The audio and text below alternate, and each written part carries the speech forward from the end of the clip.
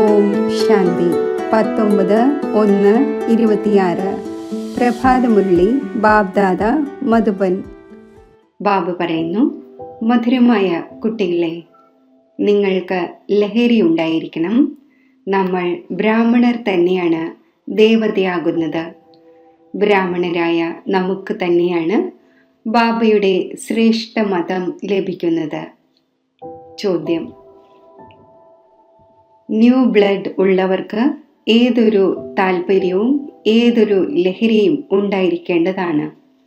ഉത്തരം: പഴയ അയണേജ്ഡ് ആയിക്കഴിഞ്ഞ ഈ ലോകത്തിന് പുതിയ ഗോൾഡൻ ഏജ്ഡ് ആക്കുന്നതിൻ്റെ, പഴയതിൽ നിന്നും പുതിയതാക്കുന്നതിൻ്റെ താല്പര്യം ഉണ്ടായിരിക്കേണ്ടതാണ്. കന്യകമാരുടേത് ന്യൂ ബ്ലഡാണ്. അപ്പോൾ തൻ്റെ സമാന വിഭാഗത്തിലുള്ളവരെ ഉയർത്തണം,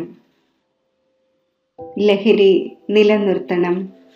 പ്രഭാഷണം ചെയ്യുന്നതിലും വളരെയധികം ലഹരി ഉണ്ടായിരിക്കണം.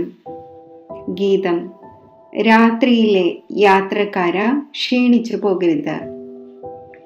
ഓം ശാന്തി. കുട്ടികൾ ഈ ഗീതത്തിൻ്റെ അർത്ഥം മനസ്സിലാക്കി. ഇപ്പോൾ ഭക്തി മാർഗത്തിൻ്റെ ഘോര അന്ധകാരത്തിൻ്റെ രാത്രി പൂർത്തിയായി കൊണ്ടിരിക്കുകയാണ്. കുട്ടികൾ മനസ്സിലാക്കുന്നുണ്ട്, നമ്മളിൽ ഇപ്പോൾ കിരീടം വരാൻ പോകുന്നു. ഇവിടെ ഇരിക്കുകയാണ്. മനുഷ്യനിൽ നിന്നും ദേവതയാകുന്നതിൻ്റെ എയിം ഓബ്ജക്റ്റ് ഉണ്ട്. സന്യാസിമാർ മനസ്സിലാക്കുന്നു, നിങ്ങൾ സ്വയം എരുമയാണ് എന്ന് വിചാരിച്ചാൽ ആ രൂപമാകും എന്ന്. അതാണ് ഭക്തി മാർഗത്തിലെ ഉദാഹരണം. രാമൻ വാനരസേനയെ ഉപയോഗിച്ചതായും ഉദാഹരണമുണ്ട്. നിങ്ങൾ ഇവിടെ ഇരിക്കുന്നു. നമ്മൾ തന്നെ ഡബിൾ കിരീടധാരിയായ ദേവി ദേവന്മാരാകും എന്നറിയുന്നുണ്ട്. ഇതുപോലെ സ്കൂളിൽ പഠിക്കുമ്പോൾ ഇത് പഠിച്ച് ഡോക്ടറായി മാറും, എഞ്ചിനീയറായി മാറും എന്ന് പറയുന്നത് പോലെ നിങ്ങൾ മനസ്സിലാക്കുന്നുണ്ട്, ഈ പഠനത്തിലൂടെ നമ്മൾ തന്നെ ദേവി ദേവത ആയിക്കൊണ്ടിരിക്കുന്നു. ഈ ശരീരം ഉപേക്ഷിക്കും, നമ്മുടെ ശിരസിൽ കിരീടമുണ്ടാകും. ഇത് വളരെ മോശമായ ലോകമാണല്ലോ. പുതിയ ലോകം ഫസ്റ്റ് ക്ലാസ് ലോകമാണ്. പഴയ ലോകം തികച്ചും തേർഡ് ക്ലാസ് ലോകമാണ്. ഈ ചിന്ത ഉണ്ടായിരിക്കേണ്ടതാണ്. പുതിയ വിശ്വത്തിൻ്റെ അധികാരിയാക്കുന്നവൻ തീർച്ചയായും വിശ്വത്തിൻ്റെ രചയിതാവ് തന്നെ ആയിരിക്കും. മറ്റാർക്കും പഠിപ്പിക്കുവാൻ സാധിക്കില്ല. ശിവബാബ തന്നെയാണ് നിങ്ങളെ പഠിപ്പിക്കുന്നത്. ബാബ മനസ്സിലാക്കിച്ചു തന്നു, പൂർണ്ണമായും ആത്മാഭിമാനിയാകണം. ബാക്കി എന്താണ് വേണ്ടത്?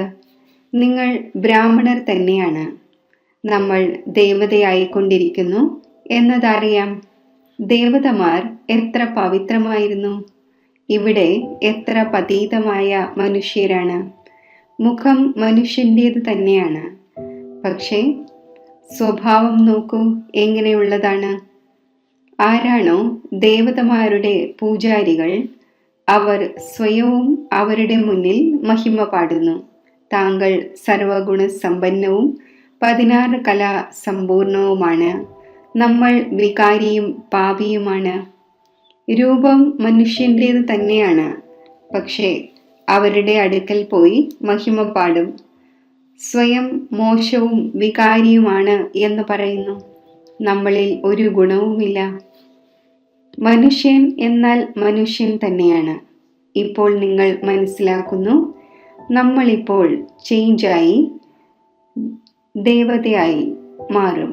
ശ്രീകൃഷ്ണന്റെ പൂജ ചെയ്യുന്നത് തന്നെ കൃഷ്ണപുരിയിലേക്ക് പോകാൻ വേണ്ടിയാണ്. പക്ഷേ എപ്പോൾ പോകും എന്നതറിയില്ല. ഭഗവാൻ വന്ന് ഭക്തിയുടെ ഫലം നൽകും എന്നതിനായി ഭക്തി ചെയ്തുകൊണ്ടിരിക്കുന്നു. ആദ്യം നിങ്ങൾക്ക് ഈ നിശ്ചയം ആവശ്യമാണ്. നമ്മെ പഠിപ്പിക്കുന്നത് ആരാണ്? ഇതാണ് ശ്രീ ശ്രീ ശിവ് ബാബയുടെ മതം. ശിവബാബ നിങ്ങൾക്ക് ശ്രീമത്ത് നൽകുകയാണ്. ആർക്കാണോ ഇതറിയാത്തത് അവർക്ക് എങ്ങനെ ശ്രേഷ്ഠമാകുവാൻ സാധിക്കും? ഇത്രയും ബ്രാഹ്മണരെല്ലാവരും ശ്രീ ശ്രീ ശിവബാബയുടെ മതമനുസരിച്ച് നടക്കുന്നു. പരമാത്മാവിൻ്റെ മതം തന്നെയാണ് ശ്രേഷ്ഠമാക്കി മാറ്റുന്നത്. ആരുടെ ഭാഗ്യത്തിൽ ഉണ്ടാകുമോ അവരുടെ ബുദ്ധിയിലിരിക്കും. ഇല്ലെങ്കിൽ ഒന്നും മനസ്സിലാക്കുകയില്ല. മനസ്സിലാക്കുമ്പോൾ സന്തോഷത്തോടെ സഹായിക്കുവാൻ തുടങ്ങുന്നു. ചിലരാണെങ്കിൽ അറിയുന്നില്ല ഇത് ആരാണ് എന്ന് അവർക്കെന്തറിയാം. അതിനാൽ ബാബ ചിലരോട് കൂടിക്കാഴ്ച നടത്തുന്നതുമില്ല. അവർ പിന്നെയും തൻ്റെ മതം കണ്ടെത്തും. ശ്രീമത്തിനെ അറിയാത്തത് കാരണം ആ ഒന്നിനും തൻ്റെ മതം നൽകുവാൻ തുടങ്ങുന്നു. ഇപ്പോൾ ബാബ വന്നിരിക്കുന്നത് തന്നെ കുട്ടികളായ നിങ്ങളെ ശ്രേഷ്ഠമാക്കുവാനാണ്. കുട്ടികൾക്കറിയാം 5000 വർഷം മുമ്പെന്ന പോലെ ബാബ വന്ന് താങ്കളുമായി കണ്ടുമുട്ടിയിരിക്കുന്നു. അറിയാത്തവർക്ക് ഇങ്ങനെയുള്ള റെസ്പോൺസ് നൽകുക സാധ്യമല്ല. കുട്ടികൾക്ക് പഠനത്തിൻ്റെ വളരെയധികം ലഹരി ഉണ്ടായിരിക്കേണ്ടതാണ്. ഇത് വളരെ ഉയർന്ന പഠനമാണ്. പക്ഷേ മായയും വളരെയധികം എഗെയിൻസ്റ്റ് ആണ്, എതിരാണ്. നിങ്ങൾക്കറിയാം, നമ്മൾ പഠിക്കുന്ന പഠനത്തിലൂടെ നമ്മുടെ ശിരസിൽ ഡബിൾ കിരീടം വരണം. ഭാവിയിൽ ജന്മജന്മാന്തരങ്ങളിൽ ഡബിൾ കിരീടധാരിയാകും. അപ്പോൾ ഇതിനു വേണ്ടി പിന്നെ ഇങ്ങനെയുള്ള പൂർണ്ണ പുരുഷാർത്ഥം ചെയ്യേണ്ടതാണല്ലോ. ഇതിനെ പറയുന്നത് രാജയോഗം എന്നാണ്. എത്ര അതിശയമാണ്! ബാബ എപ്പോഴും മനസ്സിലാക്കിച്ചു തരുന്നു, ലക്ഷ്മി നാരായണന്റെ ക്ഷേത്രത്തിലേക്ക് പോകൂ. പൂജാരിമാർക്കും നിങ്ങൾക്ക് മനസ്സിലാക്കിച്ചു കൊടുക്കുവാൻ സാധിക്കും. പൂജാരിമാരും ആർക്കെങ്കിലും മനസ്സിലാക്കിച്ചു കൊടുക്കട്ടെ, ഈ ലക്ഷ്മി നാരായണനും ഈ പദം എങ്ങനെ ലഭിച്ചു, ഇവർ വിശ്വത്തിൻ്റെ അധികാരി എങ്ങനെയായി എന്ന്. ഇങ്ങനെയെല്ലാം ഇരുന്ന് കേൾപ്പിക്കണം. അപ്പോൾ പൂജാരിക്കും മാന്യതയുണ്ടാകും. നിങ്ങൾക്ക് പറയുവാൻ സാധിക്കും, നമ്മൾ താങ്കളെ മനസ്സിലാക്കിച്ചു തരുന്നു, ഈ ലക്ഷ്മി നാരായണന് ഈ രാജ്യം എങ്ങനെ ലഭിച്ചു. ഗീതയിലും ഭഗവാൻ ഉവാച ഉണ്ടല്ലോ, ഞാൻ നിങ്ങളെ രാജയോഗം പഠിപ്പിച്ച് രാജാക്കന്മാരുടെയും രാജാവാക്കുന്നു. സ്വർഗവാസികൾ നിങ്ങളാണല്ലോ ആകുന്നത്. അപ്പോൾ കുട്ടികൾക്ക് എത്ര ലഹരി ഉണ്ടായിരിക്കേണ്ടതാണ്. നമ്മൾ ഇതാവുകയാണ്. തൻ്റെ ചിത്രവും രാജപദവിയുടെ ചിത്രവും ഇവിടെ ഒരുമിച്ചെടുക്കൂ. താഴെ നിങ്ങളുടെ ചിത്രം, മുകളിൽ രാജപദവിയുടെ ചിത്രമുണ്ടാകണം. ഇതിൽ ചിലവൊന്നുമില്ലല്ലോ. രാജപദവിയുടെ വസ്ത്രം പെട്ടെന്ന് തയ്യാറാക്കുവാൻ സാധിക്കും. അപ്പോൾ ഓരോ നിമിഷവും ഓർമ്മയുണ്ടായിരിക്കും നമ്മൾ തന്നെ ദേവതയായിക്കൊണ്ടിരിക്കുന്നു എന്ന്. മുകളിൽ ശിവ് ബാബയും ഉണ്ടാകണം. ഈ ചിത്രവും എടുക്കേണ്ടതുണ്ട്. നിങ്ങൾ മനുഷ്യനിൽ നിന്നും ദേവതയാകുന്നു. ഈ ശരീരം ഉപേക്ഷിച്ച് നമ്മൾ പോയി ദേവതയാകും. കാരണം ഇപ്പോൾ നമ്മൾ ഈ രാജയോഗം പഠിച്ചുകൊണ്ടിരിക്കുന്നു. അപ്പോൾ ഈ ഫോട്ടോയും സഹായിക്കും. മുകളിൽ ശിവൻ, പിന്നെ രാജപദവിയുടെ ചിത്രം, താഴെ നിങ്ങളുടെ സാധാരണ ചിത്രം. ശിവ് ബാബയിൽ നിന്നും രാജയോഗം പഠിച്ച് നമ്മൾ തന്നെ ഡബിൾ കിരീടധാരിയായ ദേവതയായിക്കൊണ്ടിരിക്കുന്നു. ചിത്രം വെച്ചിട്ടുണ്ടെങ്കിൽ ആരെങ്കിലും ചോദിക്കുകയാണെങ്കിൽ നമുക്ക് പറഞ്ഞു കൊടുക്കുവാൻ സാധിക്കും. നമ്മെ പഠിപ്പിക്കുന്നത് ഈ ശിവ് ബാബയാണ്. ചിത്രം കാണുന്നതിലൂടെ കുട്ടികൾക്ക് ലഹരി കയറും. കടയിലും ഈ ചിത്രം വയ്ക്കൂ. ഭക്തി മാർഗത്തിൽ ബാബ നാരായണന്റെ ചിത്രം വയ്ക്കുമായിരുന്നു. പോക്കറ്റിലും ഉണ്ടായിരുന്നു. നിങ്ങളും തൻ്റെ ഫോട്ടോ വയ്ക്കൂ. അപ്പോൾ ഓർമ്മയുണ്ടായിരിക്കും നമ്മൾ തന്നെ ദേവി ദേവത ആയിക്കൊണ്ടിരിക്കുന്നു. ബാബയെ ഓർമ്മിക്കുന്നതിനുള്ള ഉപായം അന്വേഷിക്കണം. ബാബയെ മറക്കുന്നതിലൂടെ തന്നെയാണ് വീഴുന്നത്? വികാരത്തിൽ വീണു എങ്കിൽ പിന്നെ ലജ്ജ തോന്നും. ഇപ്പോൾ നമുക്ക് ഈ ദേവതയാകുവാൻ സാധിക്കില്ല എന്ന് ഹാർട്ട് ഫെയിലായി പോകും. ഇപ്പോൾ നമ്മൾ എങ്ങനെ ദേവതയാകും? ബാബ പറയുന്നു, വികാരത്തിൽ വീഴുന്നവരുടെ ഫോട്ടോ എടുക്കൂ. പറയൂ, നിങ്ങൾ സ്വർഗത്തിൽ പോകാൻ യോഗ്യമല്ല, നിങ്ങളുടെ പാസ്പോർട്ട് കഴിഞ്ഞു.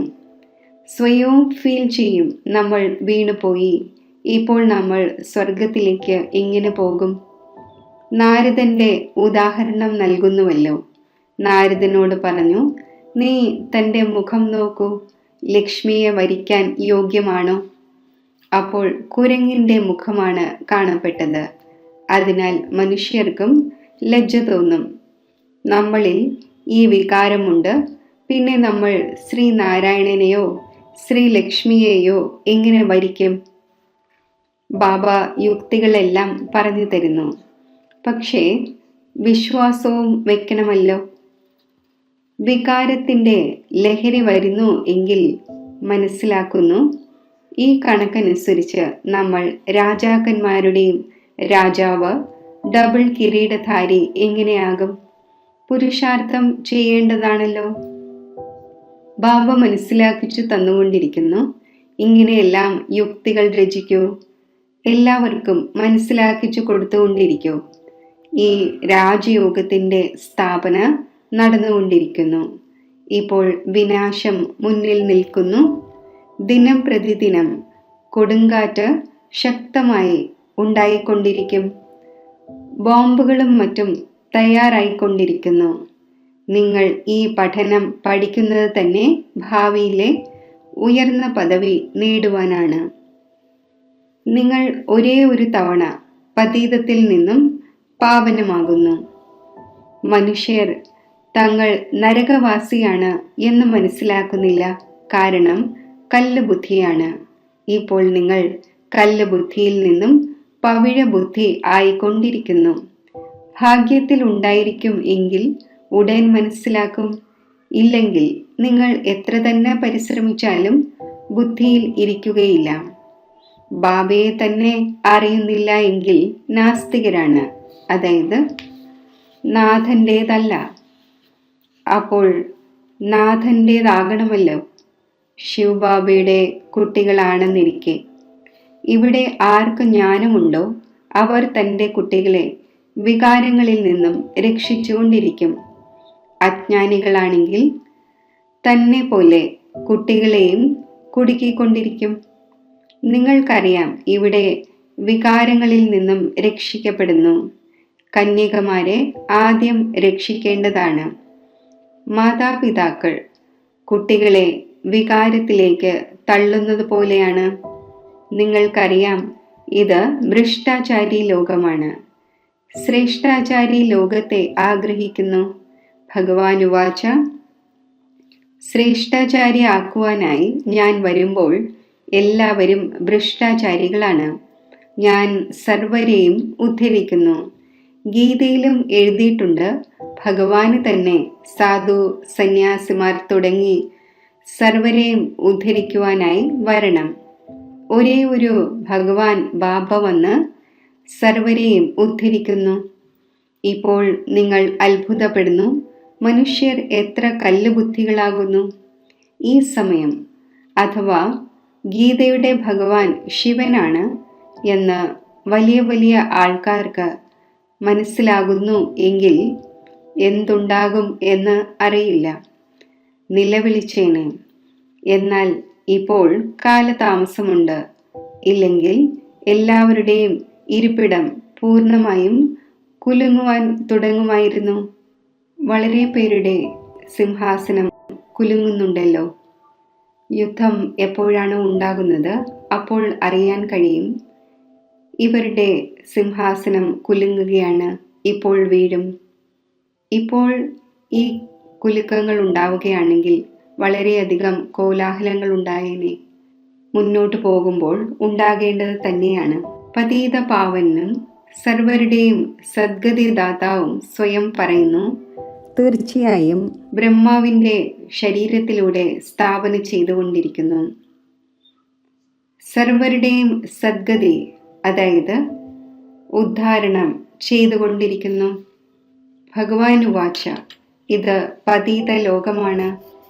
ഇവരെയെല്ലാം എങ്ങനെയാണ് ഉദ്ധരിക്കേണ്ടത്? ഇപ്പോൾ എല്ലാവരും പതീതമാണ്. പതീതമായവർക്ക് പിന്നെ എങ്ങനെ ആരെയെങ്കിലും പാവനമാക്കാൻ സാധിക്കും? ആദ്യം സ്വയം പാവനമാകണം, പിന്നീട് ഫോളോവേഴ്സിനെ ഉണ്ടാക്കണം. പ്രഭാഷണം ചെയ്യുന്നതിൽ വളരെ ലഹരി ആവശ്യമാണ്. കന്യകമാരുടേത് ന്യൂ ബ്ലഡ് ആണ്. നിങ്ങൾ പഴയതിൽ നിന്നും പുതിയത് ഉണ്ടാക്കിക്കൊണ്ടിരിക്കുന്നു. നിങ്ങളുടെ ആത്മാവ് പഴയ അയൺ ഏജ്ഡ് ആയി കഴിഞ്ഞു. ഇപ്പോൾ പുതിയ ഗോൾഡൻ ഏജ്ഡ് ആകുന്നു. കറ മാറിക്കൊണ്ടിരിക്കുന്നു. അപ്പോൾ കുട്ടികൾക്ക് വളരെയധികം താല്പര്യമുണ്ടാകണം. ലഹരി നിലനിർത്തി വെക്കണം. തൻ്റെ സമാന വിഭാഗത്തിലുള്ളവരെ ഉയർത്തണം. ഗുരു മാതാ എന്ന് പാടുന്നുമുണ്ട്. മാതാവ് ഗുരുവാകുന്നത് എപ്പോഴാണ്? അത് ഇപ്പോൾ നിങ്ങൾ അറിയുന്നുണ്ട്. ജഗദംബ തന്നെയാണ് പിന്നെ രാജരാജേശ്വരി ആകുന്നത്. പിന്നെ അവിടെ ഏതെങ്കിലും ഗുരു ഉണ്ടായിരിക്കുന്നതേ ഇല്ല. ഗുരുവിൻ്റെ ശൃംഖല ഇപ്പോഴാണ് നടക്കുന്നത്. മാതാക്കളിൽ ബാബ വന്ന് ജ്ഞാനാമൃതത്തിൻ്റെ കലശം വയ്ക്കുന്നു. തുടക്കം മുതൽ ഇങ്ങനെയാണ് ഉണ്ടാകുന്നത്. സെന്ററിന് വേണ്ടിയും ബ്രഹ്മകുമാരി ആവശ്യമാണ് എന്ന് പറയുന്നു. ബാബ പറയുന്നു, താങ്കൾ തന്നെ നടത്തൂ, ധൈര്യമില്ലേ? പറയുന്നു, ഇല്ല ബാബ, ടീച്ചർ ആവശ്യമാണ്. മാന്യത നൽകുന്നു. ഇതും ശരിയായതാണ്. ഇക്കാലത്ത് ലോകത്തിൽ അന്യോന്യം മാന്യതയും വികലമായാണ് നൽകുന്നത്. ഇന്ന് പ്രൈം മിനിസ്റ്റർ, നാളെ അയാളെ പുറത്താക്കുന്നു. സ്ഥായിയായ സുഖം ആർക്കും ലഭിക്കുന്നില്ല. ഈ സമയം കുട്ടികളായ നിങ്ങൾക്ക് സ്ഥായിയായ രാജ്യഭാഗ്യം ലഭിച്ചുകൊണ്ടിരിക്കുന്നു. നിങ്ങളെ ബാബ എത്ര പ്രകാരത്തിലൂടെ മനസ്സിലാക്കിച്ചു തരുന്നു. സ്വയം സദാ ഹർഷിതമാക്കി വയ്ക്കുന്നതിനായി വളരെ നല്ല നല്ല യുക്തികൾ പറഞ്ഞു തരുന്നു. ശുഭഭാവന വയ്ക്കണമല്ലോ. ആഹാ, നമ്മൾ ഈ ലക്ഷ്മി നാരായണൻ ആവുകയാണ്. പിന്നെ അഥവാ ആരുടെയെങ്കിലും ഭാഗ്യത്തിലില്ല എങ്കിൽ എന്ത് പുരുഷാർത്ഥം ചെയ്യും? ബാബ പുരുഷാർത്ഥത്തെക്കുറിച്ച് പറഞ്ഞു തരുന്നുവല്ലോ. പുരുഷാർത്ഥം വ്യർത്ഥമായി പോകുന്നില്ല. ഇതാണെങ്കിൽ സദാ സഫലമാകുന്നു. രാജധാനി സ്ഥാപിതമാവുക തന്നെ ചെയ്യും. വിനാശവും മഹാഭാരത യുദ്ധത്തിലൂടെ ഉണ്ടാവുക തന്നെ വേണം. മുന്നോട്ടു പോകവേ നിങ്ങൾ ബലം നിറയ്ക്കൂ. അപ്പോൾ ഇവരെല്ലാം വരും. ഇപ്പോൾ മനസ്സിലാക്കുകയില്ല എങ്കിൽ പിന്നെ അവരുടെ രാജധാനി തന്നെ ഇല്ലാതാകും. എത്ര അനേകം ഗുരുക്കന്മാരുണ്ട്. ഏതെങ്കിലും ഗുരുവിൻ്റെ ഫോളോവർ അല്ലാത്ത ഒരു മനുഷ്യനുമില്ല. ഇവിടെ നിങ്ങൾക്ക് സദ്ഗതി നൽകുന്നവനായ ഒരു സദ്ഗുരുവിനെ ലഭിച്ചിരിക്കുന്നു. ചിത്രം വളരെ നല്ലതാണ്. ഇതാണ് സദ്ഗതി, അതായത് സുഖധാമം. ഇതാണ് മുക്തിധാമം. ബുദ്ധിയും പറയുന്നു, നമ്മളെല്ലാ ആത്മാക്കളും നിർവാണധാമത്തിൽ വസിക്കുന്നു. അവിടെ നിന്നും പിന്നെ ടോക്കയിൽ വരുന്നു. അവിടെ നിവസിക്കുന്നവരാണ്. ഈ കളി തന്നെ ഭാരതത്തിലാണ് തയ്യാറാക്കപ്പെട്ടിരിക്കുന്നത്. ശിവജയന്തിയും ഇവിടെയാണ് ആഘോഷിക്കുന്നത്. ബാബ പറയുന്നു, ഞാൻ വന്നിരിക്കുകയാണ്. കൽപ്പത്തിനു ശേഷം വീണ്ടും വരും. ഓരോ 5000 വർഷത്തിനു ശേഷവും ബാബ വരുമ്പോൾ തന്നെയാണ് പാരഡൈസ് ഉണ്ടാകുന്നത്. ക്രൈസ്റ്റിന് ഇത്രയും വർഷം മുമ്പ് പാരഡൈസ് ആയിരുന്നു, സ്വർഗമായിരുന്നു എന്ന് പറയുന്നുമുണ്ട്. ഇപ്പോൾ അല്ല, വീണ്ടും ഉണ്ടാകണം. അതിനാൽ തീർച്ചയായും നരകവാസികളുടെ വിനാശവും സ്വർഗവാസികളുടെ സ്ഥാപനയും ആവശ്യമാണ്. നിങ്ങൾ സ്വർഗവാസി ആയിക്കൊണ്ടിരിക്കുന്നു. നരകവാസികളെല്ലാം വിനാശമാകും. അവർ മനസ്സിലാക്കുന്നു, ഇനിയും ഇത്രയും വർഷങ്ങൾ ബാക്കിയുണ്ട് എന്ന്. കുട്ടികൾ വലുതാകുമ്പോൾ വിവാഹം കഴിപ്പിക്കണം. നിങ്ങൾ ഇങ്ങനെ പറയുകയില്ല. അഥവാ കുട്ടി നിർദ്ദേശമനുസരിച്ച് നടക്കുന്നില്ല എങ്കിൽ പിന്നെ ശ്രീമത്ത് എടുക്കേണ്ടി വരും. സ്വർഗവാസി ആകുന്നില്ലെങ്കിൽ പിന്നെ എന്തു ചെയ്യും? ബാബ പറയും, അഥവാ ആജ്ഞാകാരി അല്ലെങ്കിൽ വിട്ടേക്കൂ. ഇതിൽ ഉറച്ച നഷ്ടോമോഹ അവസ്ഥ ആവശ്യമാണ്. ശരി, മധുരമധുരമായ സിഖിലത്തെ കുട്ടികൾക്ക് മാതാവും പിതാവുമായ ബാബ്ദാദയുടെ സ്നേഹസ്മരണകൾ. Good morning. ആത്മീയ അച്ഛൻ്റെ ആത്മീയ കുട്ടികൾക്ക് നമസ്തേ. ധാരണയ്ക്കുള്ള മുഖ്യസാരം: ശ്രീ ശ്രീ ശിവ് ബാബയുടെ ശ്രേഷ്ഠ മതത്തിലൂടെ നടന്ന് സ്വയം തന്നെ ശ്രേഷ്ഠമാക്കണം. ശ്രീമത്തിൽ മന്മത് മിക്സ് ചെയ്യരുത്. ഈശ്വരീയ പഠനത്തിൻ്റെ ലഹരിയിലിരിക്കണം. തൻ്റെ സമാനമായവരുടെ മംഗളത്തിനുള്ള യുക്തികൾ രചിക്കണം. സർവരെ പ്രതിയും ശുഭഭാവന വെച്ചുകൊണ്ട് അന്യോന്യം സത്യമായ മാന്യത നൽകണം. വികലമായ മാന്യതയല്ല. വരദാനം: നിരന്തരം ബാബയുടെ കൂട്ടുകെട്ടിൻ്റെ അനുഭൂതിയിലൂടെ ഓരോ സെക്കൻഡിലും ഓരോ സങ്കല്പത്തിലും സഹയോഗി ആകുന്ന സഹജയോഗിയായി ഭവിക്കട്ടെ. ശരീരത്തിനും ആത്മാവിനും എപ്പോൾ വരെ പാർട്ട് ഉണ്ടായിരിക്കുന്നുവോ അതുവരെയും വേർപെടുവാൻ കഴിയില്ല. ഇതേപോലെ ബാബയുടെ ഓർമ്മ ബുദ്ധിയിൽ നിന്നും വേർപെടരുത്. സദാ ബാബയുടെ കൂട്ടുകെട്ട് ഉണ്ടായിരിക്കണം. രണ്ടാമത് ഒരു സ്മൃതിയും അതിൻ്റെ നേർക്ക് ആകർഷിക്കരുത്. ഇതിനെ തന്നെയാണ് സഹജവും സ്വാഭാവികവുമായ യോഗി എന്ന് പറയുന്നത്. ഇങ്ങനെയുള്ള യോഗി ഓരോ സെക്കൻഡിലും ഓരോ സങ്കല്പത്തിലും ഓരോ വാക്കിലും ഓരോ കർമ്മത്തിലും സഹയോഗിയാകുന്നു. സഹയോഗം കൂടാതെയുള്ള ഒരു സങ്കല്പം പോലും ഇല്ലാത്തവരാണ് സഹയോഗി. ഇങ്ങനെയുള്ള യോഗിയും സഹയോഗിയും ശക്തിശാലിയായി മാറുന്നു. സ്ലോഗൻ: സമസ്യ സ്വരൂപം ആകുന്നതിന് പകരം സമസ്യയെ ഇല്ലാതാക്കുന്ന പരിഹാര സ്വരൂപം ആകൂ.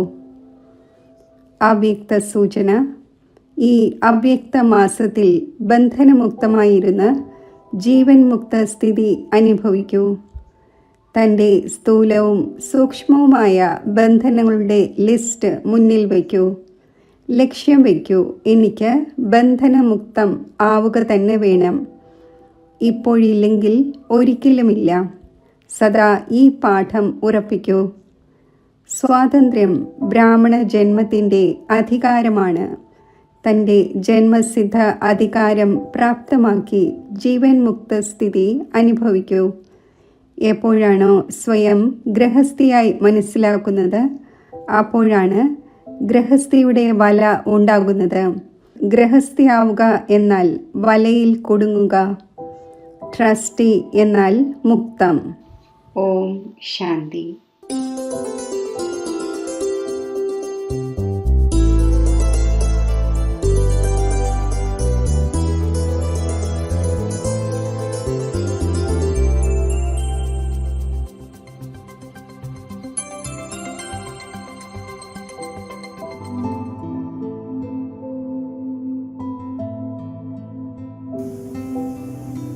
ശാന്തി സാഗരനായ ബാബയുടെ ഓർമ്മയിൽ ശാന്തിധാമമാകുന്ന എൻ്റെ സ്വഗ്രഹത്തിൽ ഏകാഗ്രമായി സ്ഥിതി ചെയ്യവേ ശാന്തതയുടെ ഗഹനമായ അനുഭവം എനിക്കുണ്ടാവുകയാണ്.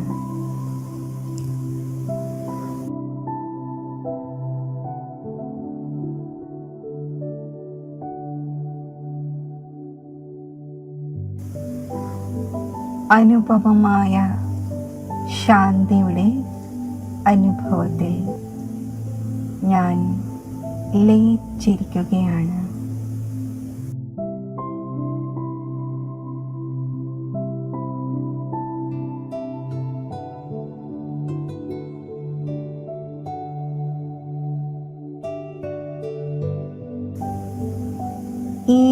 ഗഹനമായ ശാന്തതയുടെ അനുഭവത്തിലിരിക്കുമ്പോൾ ഈ വിശ്വത്തിലെ ആത്മാക്കൾക്ക് ഇപ്പോൾ ആവശ്യം മനസ്സിൻ്റെ സത്യമായ ശാന്തിയാണ് എന്ന് ഞാൻ അറിയുന്നു.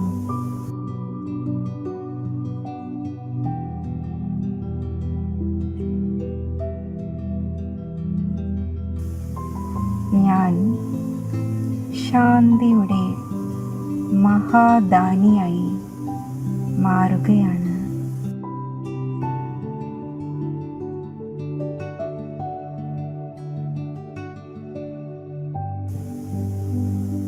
സ്വാഭാവികമായി തന്നെ എൻ്റെ ആത്മജ്യോതിസിൽ നിന്നും ശാന്തിയുടെ കിരണങ്ങൾ വ്യാപിക്കുകയാണ്.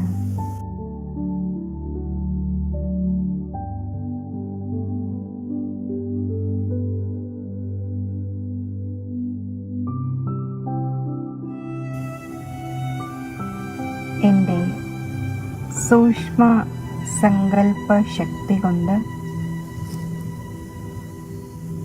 ഈ ശാന്തിയുടെ കിരണങ്ങളെ ഞാൻ വിശ്വത്തിലെ അശാന്തമായ ആത്മാക്കളുടെ നേർക്ക്,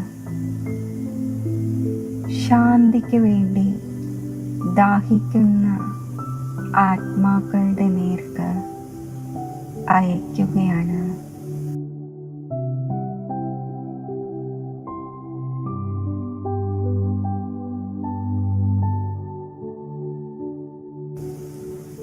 ബാബയിൽ നിന്നും പ്രാപ്തമായ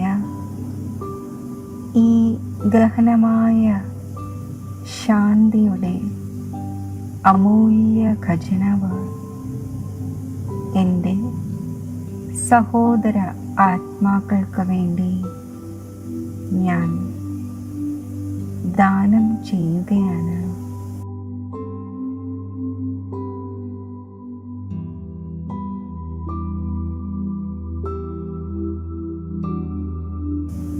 ഈ ഗഹന ശാന്തിയുടെ പ്രകാശസ്പർശം ഏൽക്കുമ്പോൾ ആത്മാക്കൾ ശാന്തമായി മാറട്ടെ.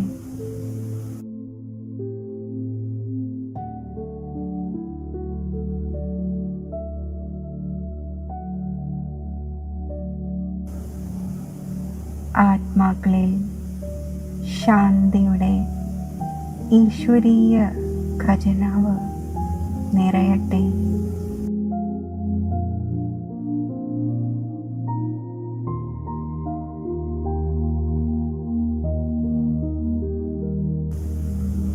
അവർ ശാന്തി സമ്പന്നമാകട്ടെ.